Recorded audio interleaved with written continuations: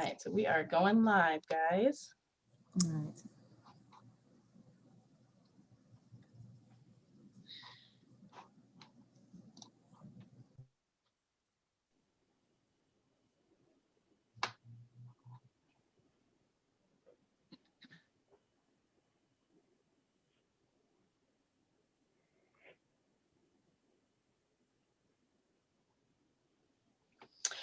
Good afternoon, students, and welcome to round 2 of our JA Career Speaker Series with TIAA.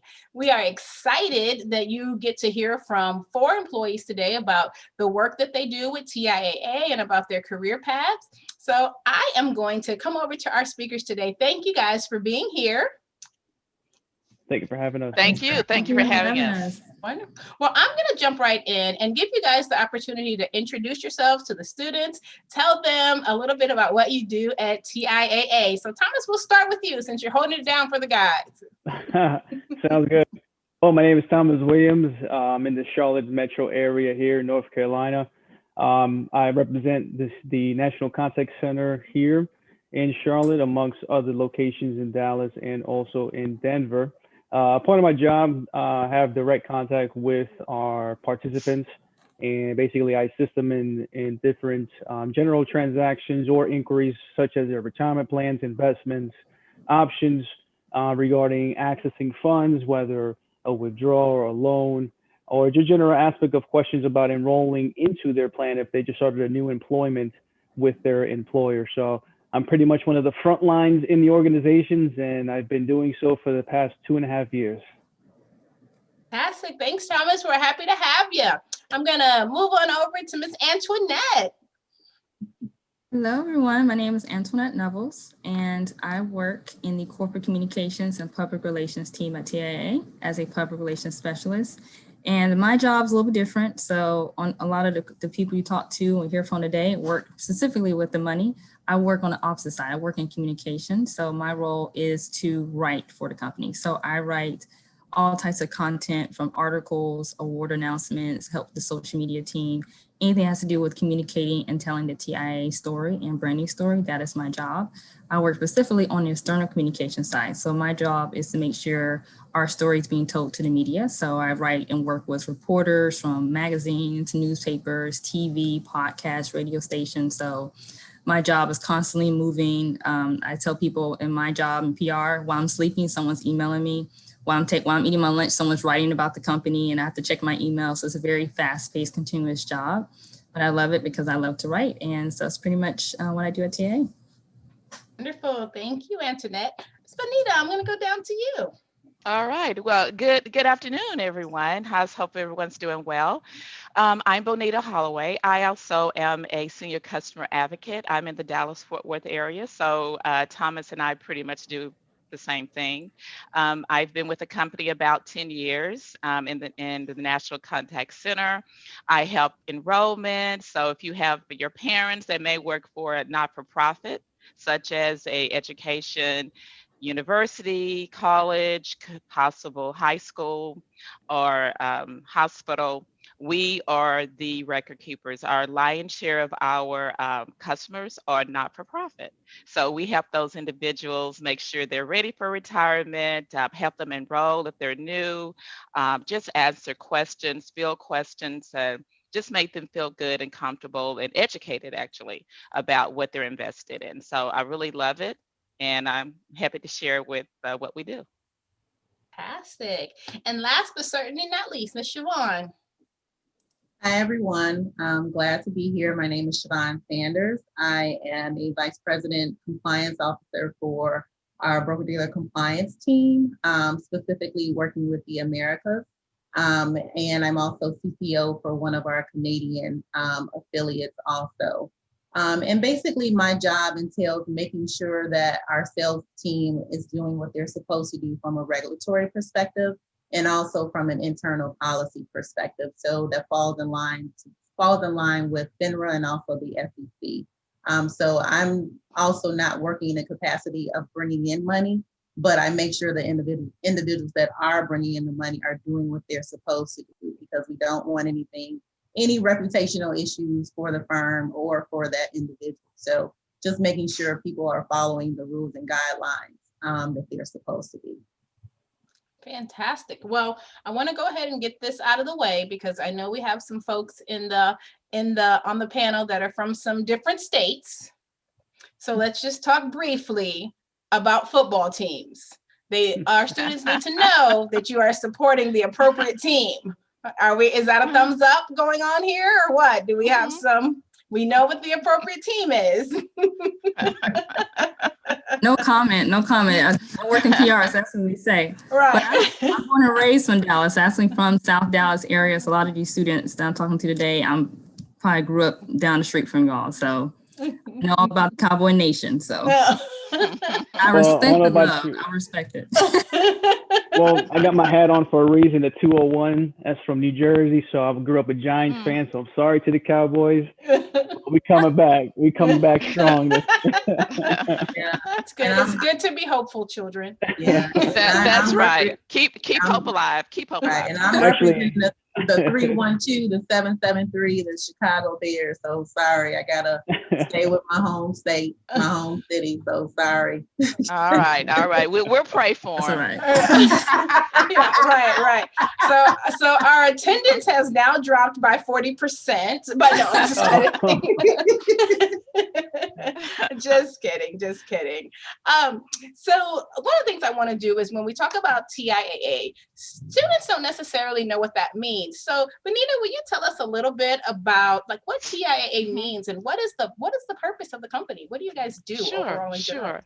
All right. So, the acronym TIAA stands for Teachers Insurance Annuity Association, long name.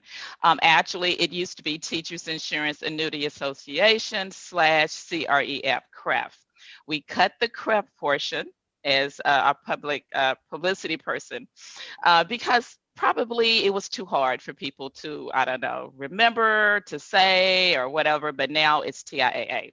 So we, as I say, we serve those who serve others, right? So we serve not-for-profits, we serve colleges, universities, healthcare organizations, some city, state governments. So we help provide retirement planning, to put it simply, right? On the institutional side as well as retirement side, or as well as the retail side, sorry. We've been around 100 years plus, about 102 years, I believe. And Andrew Carnegie, if you guys have heard about Andrew Carnegie, he's our founder. And so we were founded 100 years ago to help teachers who were retiring in poverty. So they would work all their lives and then retire and then didn't really have much to show for it. So that's really how everything started years ago. With teachers. And so now we are 100 years later and we have all sorts of industries that we support. So basically that's it. Yeah. Fantastic. Thank you for sharing that, Bonita. So a lot of the students that we're talking to during this session are in 11th and 12th grade. So we're talking to juniors and seniors that are really on the cusp of, going into college or entering into the workforce. I'm going to ask you, I'll start with Siobhan. What did you want to be when you were in high school, and how did your path lead you into working at TIAA? Well, so I guess it's a little embarrassing. So when I was in high school, I actually wanted to be a nightclub owner and a stockbroker.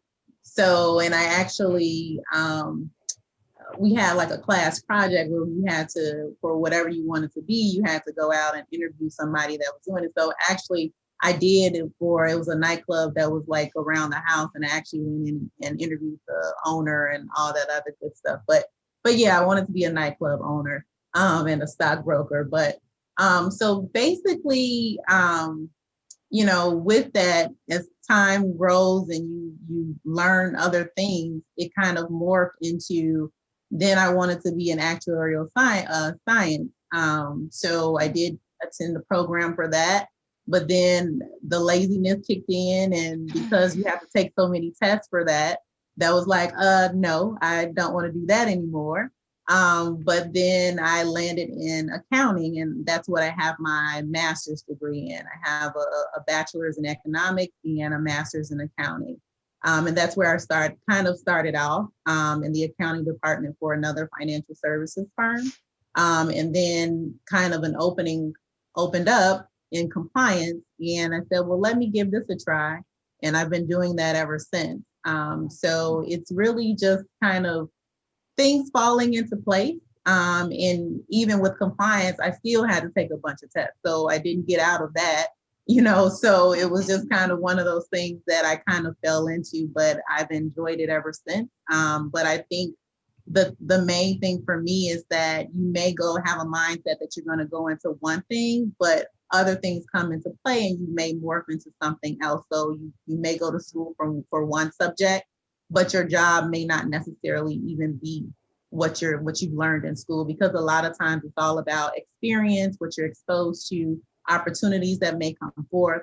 So, it's an open game. It's so many things that your career path can morph into. But yeah, that's kind of how I landed in compliance.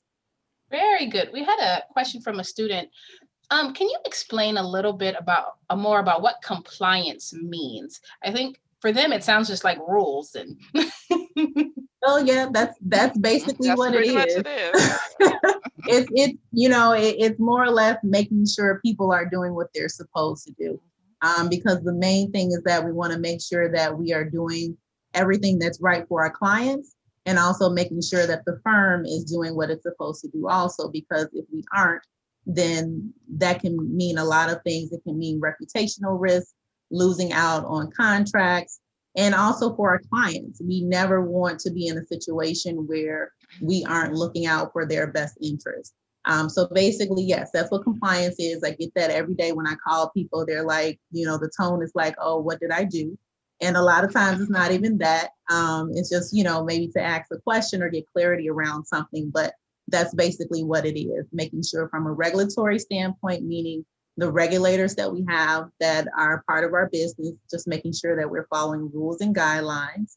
And also internally, we have different policies and procedures that individuals are supposed to follow, and making sure that they're doing that and answering any questions that they may have.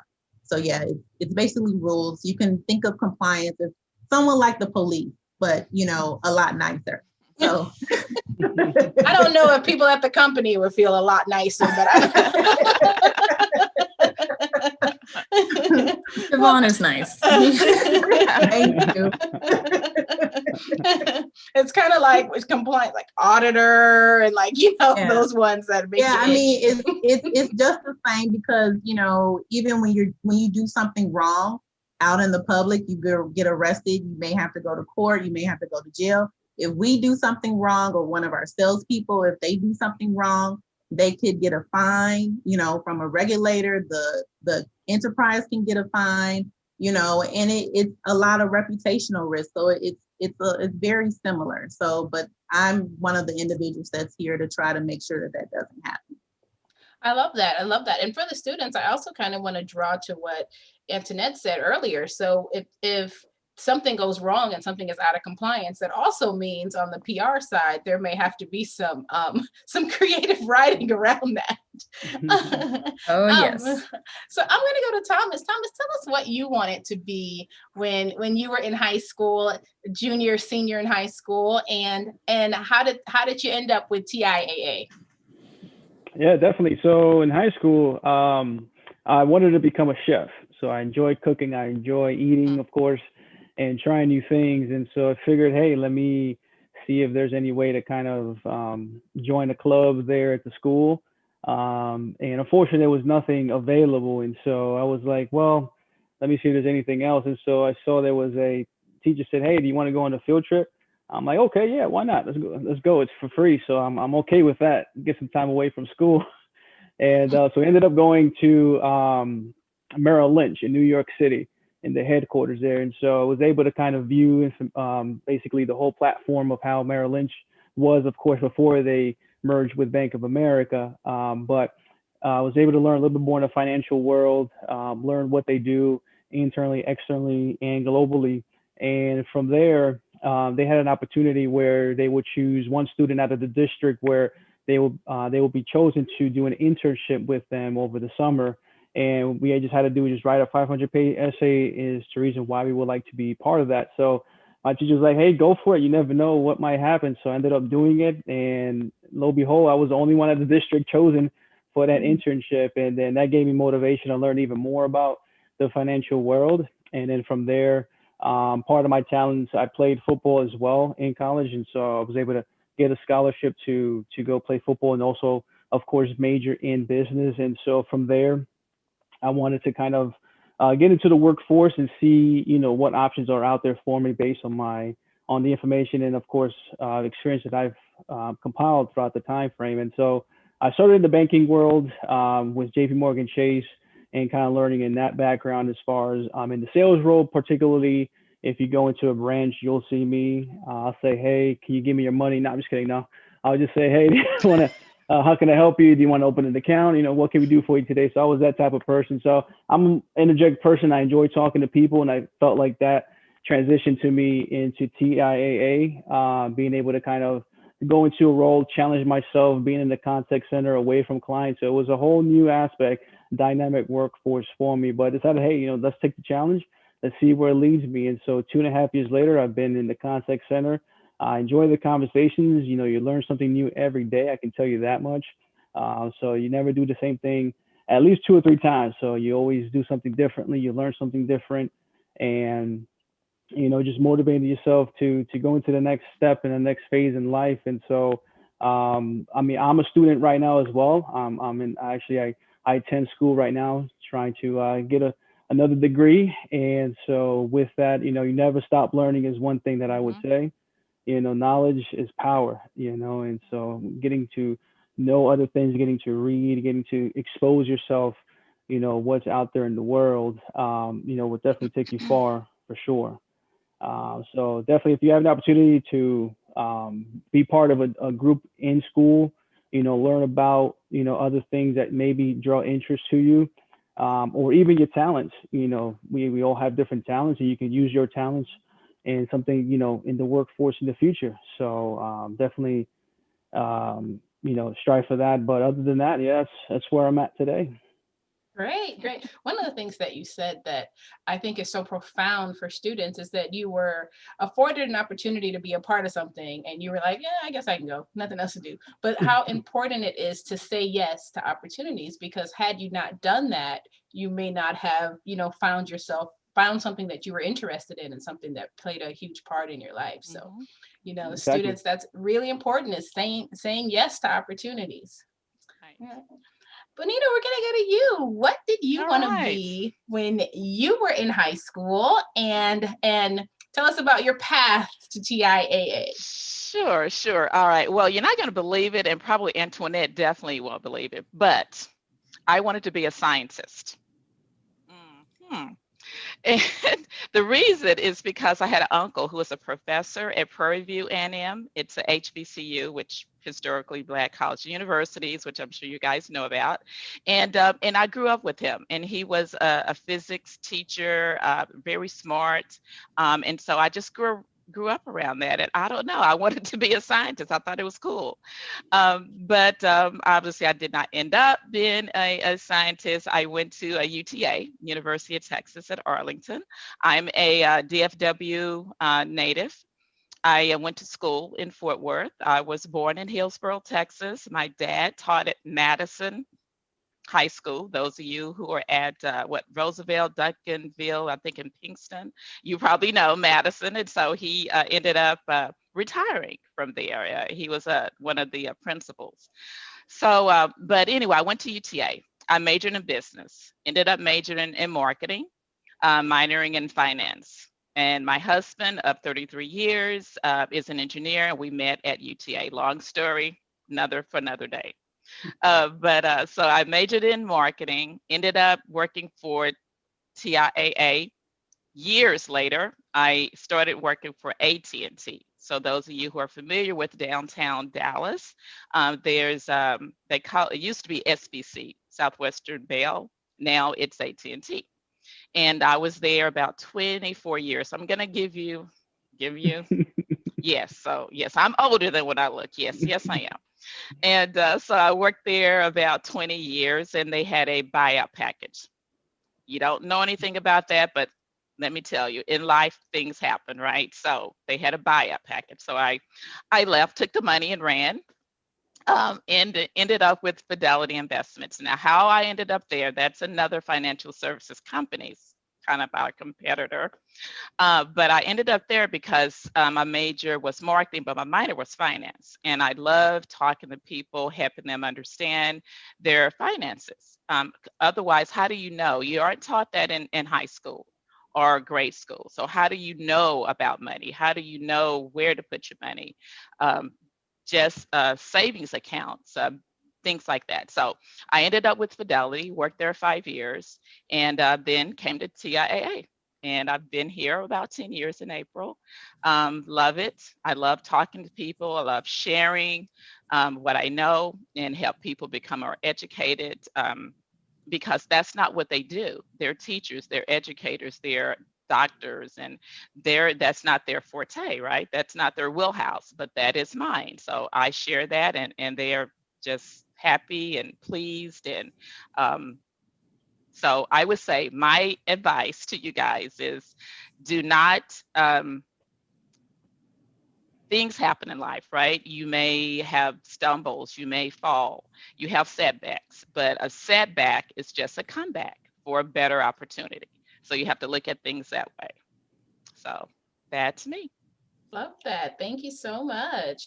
And we'll send this video and we'll make sure that Madison students get a chance to watch it. So All right. there you go. And last but certainly not least, Antoinette, tell us what you wanted to be when you were in high school and your journey to TIAA. Yeah, I was gonna say, I love that about the setback is it's an opportunity to come back. So I'm gonna write it down, Benita. Okay. Notes. Yeah, so I was in high school and I'm actually from DeSoto. So folks, especially from Duncanville, I grew, like I said, right next to you all. So, born and raised in Dallas as well, from DeSoto. And so when I was in high school, I wanted to be a famous novelist. I wanted to be an entrepreneur, and I wanted to work for Essence magazine. So that was like a famous writer. I wanted to go into kind of film and just put my name out there to be like a published writer. And so when I was in high school, I was very involved, kind of like how I am now today. I'm always signing up for something. So when I was in high school, I was on the yearbook staff. I was a photographer. I was that girl that's going to A, B, and C, D lunch, taking pictures of everyone, at newspaper staff. And it really was good about it because in high school, I learned, even at that stage, how to write and how to see a publication and go from start to finish. So I learned how to take photos. I actually took photography in the room. So I had to make film in the black room and from scratch. So I kind of learned all about photography, placing, layout, design, how money comes into publications, how it goes into print, cropping, all those things I learned in high school. And so that kind of just steered me into a path of this, I want to do this in writing. So after high school, I went to TCU and I majored in journalism. I really was going to get my degree in entrepreneur management, but I took an accounting class and it didn't go too well. So I was like, math is not really my thing. I'm a true writer. So I said I'm going to go into journalism. And again, I loved it because I just wrote, I wrote unique stories. I got to write about sports and art. And we had a lot of conversations about race and diversity. And as going to being a Black student in a primarily white college, it really gave me opportunities to talk about things or write about things that maybe university would not have seen had I not been a diverse writer. So I really got to write about things that maybe other writers or staffers at these colleges would not have been comfortable to write about. So again, just having an opportunity to not just write, but to just share stories. So that kind of was always kind of my fuel of where I wanted to go in my career. I wanted to write and share good stories. So after I graduated from TCU, I graduated during a really rough time when the economy was tanking. So a lot of jobs weren't available. A lot of newspapers were actually closing down. And so I kind of struggled. So I was like, well, let me see what else I can do. So I started doing freelance writing. I started writing for freelance magazines, newspapers, started doing photography, social media, but it wasn't paying very well. Didn't have any insurance. So my parents were like, get you a real job, get you some insurance, get you some benefits. I'm like, okay. And so one day I just sat down and said, I was going to Google high paying jobs of writing, like writing jobs that pay well, because I was like, I love to write, but how do I turn my passion into making money that will secure me for a future? And public relations came up. Like literally, I literally Googled like how to make money as a writer. And public relations came up and I was like, cool, I'm gonna do that. So I actually Googled master's degrees in public relations, and NYU came up, and also Columbia. And I knew New York City was where Essence was, Cosmo, all the big name magazines. So I packed my bags and moved to New York City, and I ended up receiving a master's degree from NYU in public relations management and corporate communications. And so during that time, since I had a hard time getting a job when I was an undergrad, I wanted to make sure I had a good opportunity to get a job with my master's. So during my last year of master's, I was interning, and one of our keynote speakers at the nonprofit I was interning in was Roger Ferguson. Roger Ferguson is our current CEO at Tiaa. He's African-American, phenomenal CEO. And I was like, wow, like it's so great to see a company with diversity and leadership. So I applied, and in my last semester of graduate school, I got hired at Tiaa. And they had communication jobs at Tiaa, and they had an office in New York City and in Dallas. So I was like, well, this works out great. So when I finished my master's degree, if I decide to go back home to Texas, I can. And here I am today, been at Tiaa for 6 years, and I now work in the Louisville office. So that's my journey. Fantastic. That had been one of the questions for you too, from your introduction, Antoinette, was what do you major in to do your job? So thank you for answering that question. There's also a question for Thomas. What are you going to school for? Well, I am going to finish my degree in finance. So when I was in college, I didn't have enough scholarship, unfortunately. And so I had to take a little break. And so I decided to motivate myself to finish what I started. So definitely that's another motivational speech, I should say, is, finish what you started for sure. Don't leave it on the side. And so education for me is important. And so I wanted to go back. And so now I should be finishing up here in the summer of this year and graduate fully, and then move on over to my master's. Fantastic. I'm going to sneeze here in a minute, guys. I'll tell you now, it's coming. I feel it. So you guys have all expressed that you love what you're doing in your job, and the price and what you guys get to do on a daily basis. But we know that in every job, there may be some challenges or some things that may be, like a little difficulty. Siobhan, do you want to tell us what is the most challenging part of what you do in your job role? Getting people to read.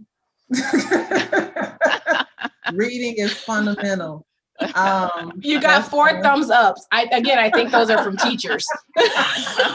Getting people to read, because a lot of times, we're moving so fast, and I totally get it. But sometimes if you just take the time to read a policy, and if you have questions, then ask. But sometimes people just don't want to read, and they want to come to you all the time for the answer all the time. But, when you don't read, now I have to stop what I have to do to tell you what the answer is, but I'm here as a service anyway, but it helps when people read. And also too, I think just having those hard conversations in my line of work, when someone does something wrong, I'm not a person that likes to, find issues, because 1, I don't want you to get in trouble. 2, that's more work for me, because now I have to figure out and remediate the issue. So, just having those hard conversations and, getting people to read and pay attention, that's the hardest part of my job, but I still like what I do. Wonderful, wonderful. What about you, Benita? What is the most challenging part of your job? Well, as you were asking Siobhan that, I was chuckling because it's a fine line between love and hate. Because in my job, I'm customer service as well as sales, as well as, I don't know, a whole number of things that we do. So we have to follow the rules. We have to provide accurate information, but we also have to please the clients.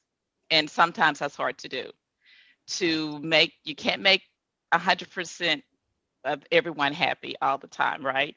But you still have to try. So that's the the little thing that I deal with, is that I'm typically a people person, but I also like following rules. And so you have to provide them with information. It could be a hard conversation if they want to get money for whatever reason, but the guidelines per their employer's communication to us say that you're not old enough, if you're still working, or if just whatever the guidelines are, we have to provide that information. And sometimes it's not received well, but we have to stand firm, and hopefully, they'll understand that we're sharing information that's beneficial.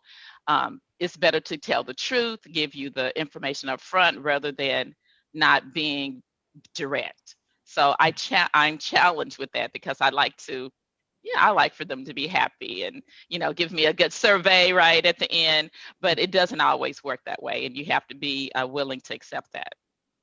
Good, thanks. What about you, Antoinette?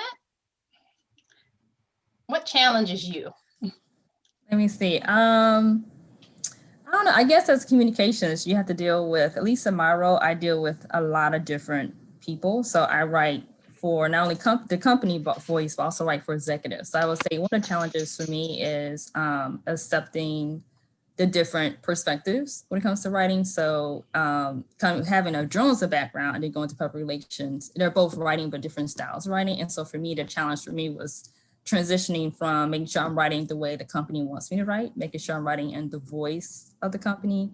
And then we start writing for executives, they want to write a certain way, want to sound a certain way. And I think that was a challenge for me, especially at the beginning, was like making sure I write the way is acceptable. And so sometimes, I'll write a press release and I think it's amazing.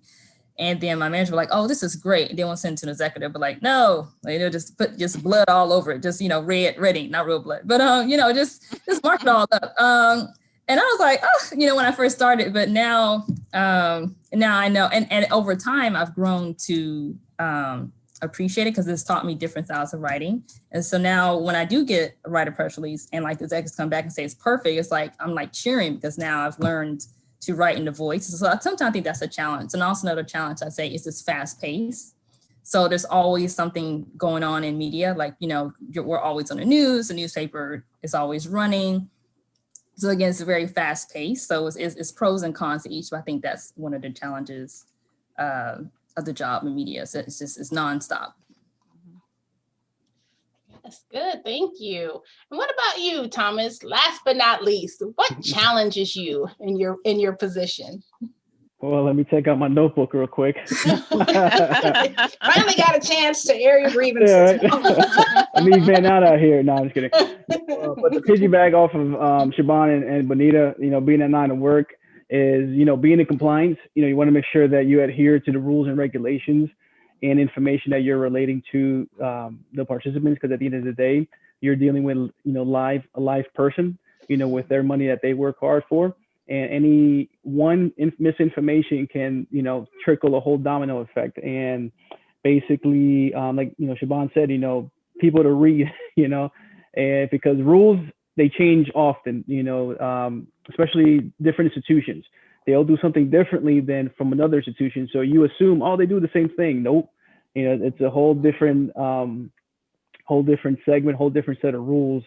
And I would say that, like Bonita said, being that yes person, yes, I'll be able to help you out with that. Yes, that's okay with me. But, when that time comes when you're like, I gotta say no, I gotta have these hard conversations, that's the hardest part, because, you want to please a person, you want to have the opportunity to be the resolution to this situation that they're going through. But sometimes you just got to be direct. You can't mix salt and sugar. You either sweet or you sour. But even though it tastes good, though, pretzel, chocolate covered pretzels. Now I'll give you that. That's true. But in real life, you can't do that in real life. But overall, that's been one of the challenges. But from those challenges, definitely you want to overcome that and make it turn into a positive situation. And making sure that, hey, this is for your best interest. You're not able to do this now, but later on you're able to do so. Right. Love that. I love that. The students that we have on today, they have experienced a lot over the past year when you talk about the pandemic and school and even the seniors, just kind of an uncertainty of will we walk for graduation or, what's gonna happen.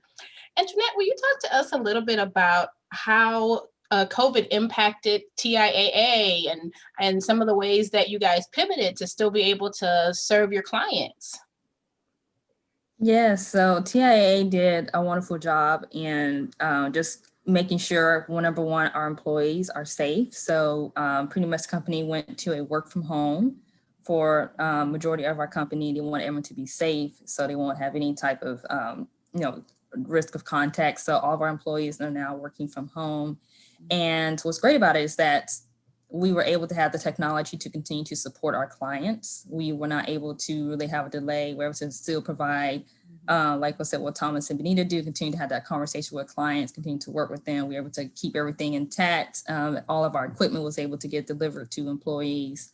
All of our internet things and accesses were still granted. And what's also good about TIA that they did is that they were also to offer us benefits. So we have a lot of parents that work at TIA, so we're able to offer additional benefits, caregiver benefits, additional financial support for daycare. They was also give us flexible hours. So for parents who need to take their kids to school, if the daycare was open, or if we want to hire daycare centers. So TIA offered a lot of new and additional benefits.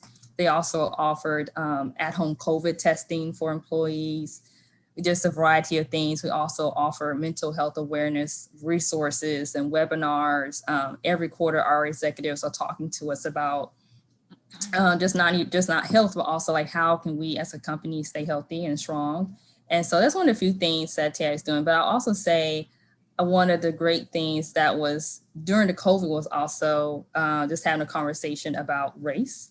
And during the heightened racial injustice last year, our CEO, Roger Ferguson, a lot of our leaders came together and we had real conversations from not just Black and brown leaders, but also white leaders. And we talked about what needs to be done, what needs to be changed. And we talked about be the change.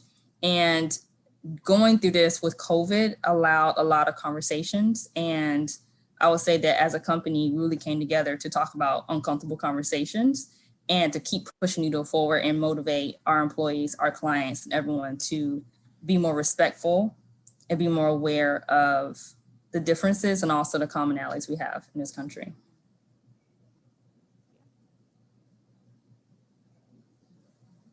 Sorry, my mouse got stuck and I couldn't turn my mic back on. Oh, that's what I was like. I hope I was on mute the whole time. We heard you. Okay, good. It's like clicking. You know how the mouse gets stuck. This is a working from home thing, you see? Happens to me all the time. It got stuck because my desk has Jell-O on it. But so maybe from some of your other roles, like you, Siobhan, on the compliance side, how did COVID impact what you do and how just your job role, and how did it change some of the practices or the way that you work with everyone? Yeah, I mean, a little bit. So the transition to work from home, it was pretty smooth. In my line of work, specifically from a regulatory standpoint, we have to visit our branch offices, and that's typically an in-person visit. And we do that depending upon the type of branch or office it is. We do it on an annual or a 3-year base review. And so when COVID hit, of course, I'm thinking about my own safety. Like, I knew I wasn't flying anywhere. But luckily the regulator FINRA had came out and gave us an extension on conducting branch office inspections. And that was still to be done in person. But recently they did give an extension that included remote office inspection. So that's one of the major things that with COVID had changed, that I can do my inspections remotely.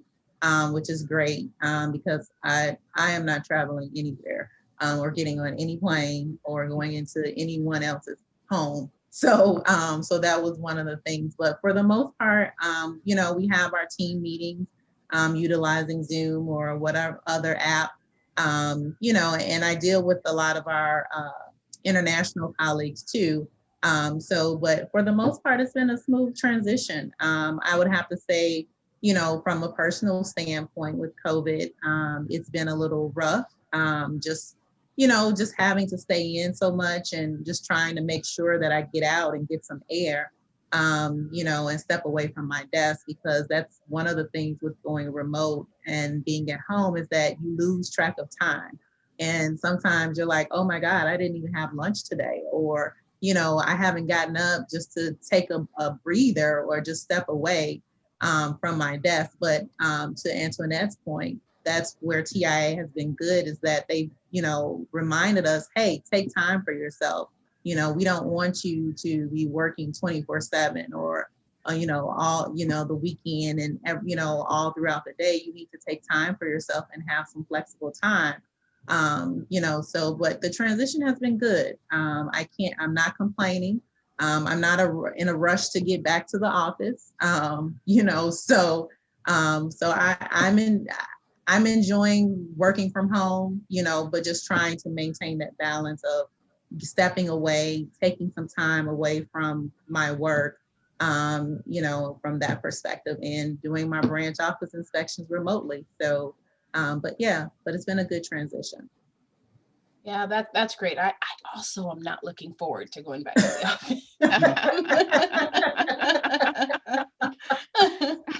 But it's always good, particularly for students and everyone that we have watching, to hear that although these challenges affected all of us, that there has been a good amount of bounce back, and companies that have invested in ensuring that employees are safe, and and just pivoting and implementing things.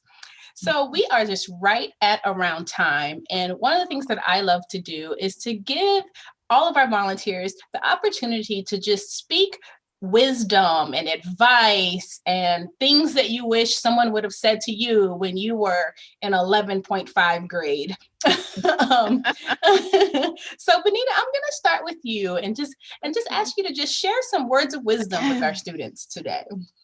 Okay, well, let's see.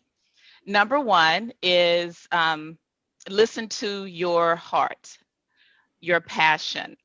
You could go to school for a specific subject. Like I went for marketing, finance. I went back, I didn't mention, but I went back and got an MBA. So I was all educated out, right? But there's more to your success other than just your education. We want you to go to college if that's on your career path, right? Don't get me wrong. But there's other things, there's other educational things that you can do to help enhance your life. So try to, steer in the direction of your passion. As I say, have a plan B, have a plan C. Things sometimes don't go in a straight path in life, right? But as long as you've thought about, well, what if this doesn't work out? What else can I do? I did that when I was laid off at, or took the buyout package at AT&T. And so I said, what else can I do? What else do I like? What's my passion?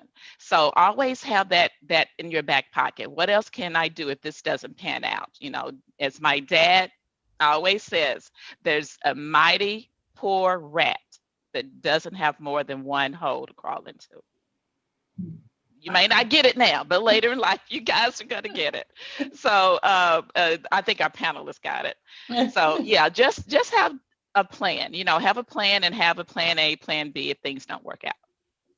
I love that. And that's going to be in a coffee mug. That's a good one. That's a good one. Oh, wonderful. Thank you. What about you? What about you, Siobhan? What words of wisdom do you have for our students listening today? I would say take the opportunities. They may not come back around. Love yourself. Know that you are loved, and breathe. A lot of times we react to things, in the heat of the moment. But I think if you take a step back and breathe and take a moment and assess the situation before reacting, that's in your best interest. Because I will tell you, working in compliance, especially in the financial services field, when you're trying to get registered as a licensed registered rep, your background follows you.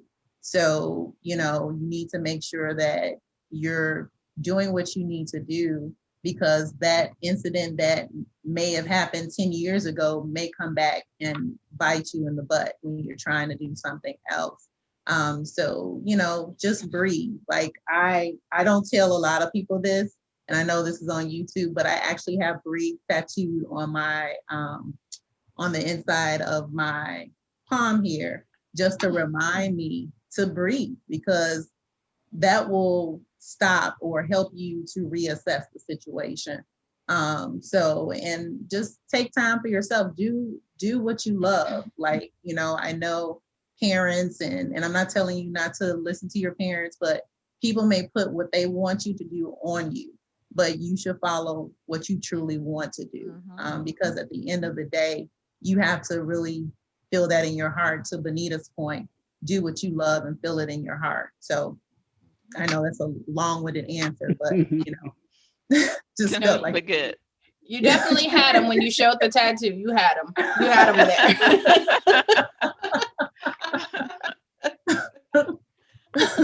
What about you, Thomas? What words of wisdom will you offer our students? And you've actually been dropping nuggets the entire time. So I'll tell you, yeah. Don't say rewind. That's my rewind. No. I mean, what else is there to say? I mean, picking up from Benita and Siobhan, I mean, they've said so much incredible motivational aspects of, what it takes to become successful. Like Benita said, have passion, find something that you love to do, follow your dreams, like Siobhan said, take those opportunities that you don't come across every day, because you don't want to live a life of what if, go for it. You got to take that chance. And I would say the last thing that I learned was, don't be afraid to fail. You can fail as many times as you can, but it only takes that one time, and you can change the whole world, and I'm a sports guy. I love sports.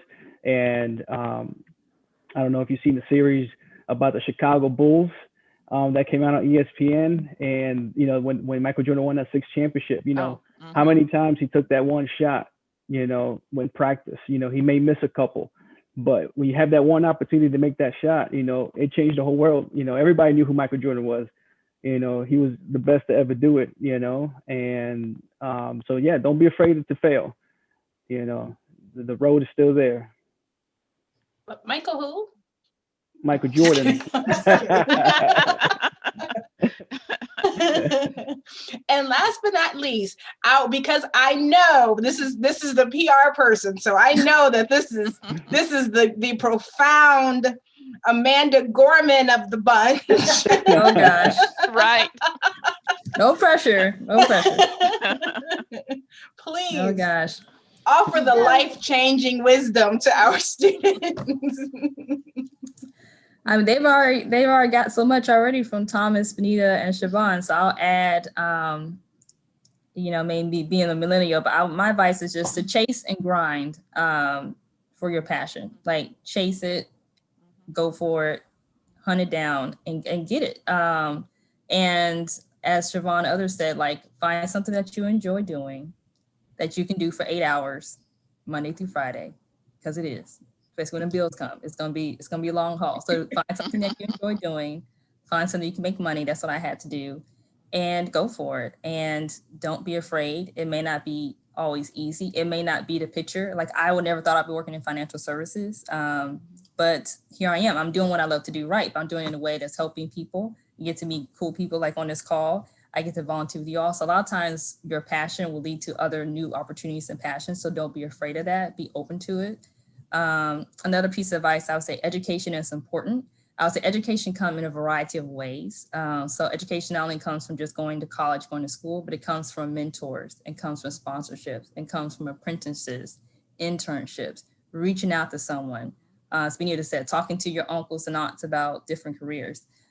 Joining this call today, listening, taking notes, reaching out to us on LinkedIn. Like, there's a variety of ways to get education, because that's fueling your grind and your chase. That's giving you opportunities to learn, and it allows you to open up and say, oh, I didn't know I could get a career in this. I didn't know I can get a career in that. So I said, educate yourself and do your research. If you're interested in something, look at all your options and look at what other people do. Look at history, and don't be afraid, and just continue to look out and see what the possibilities are. Fantastic. I love that. Well, it has been an amazing time with you guys. You guys have really shared some really great information with the students. Students, this video will be available on YouTube publicly for a week, and then at request by your teacher. So if you guys want to share with your parents, if you learned something and you said, this is what I want to do, you guys can even reach out to us and we can connect you guys so you can learn more or ask more questions. But thank you guys so much, our panelists from TIAA, for spending time with us. It was great. And to our students,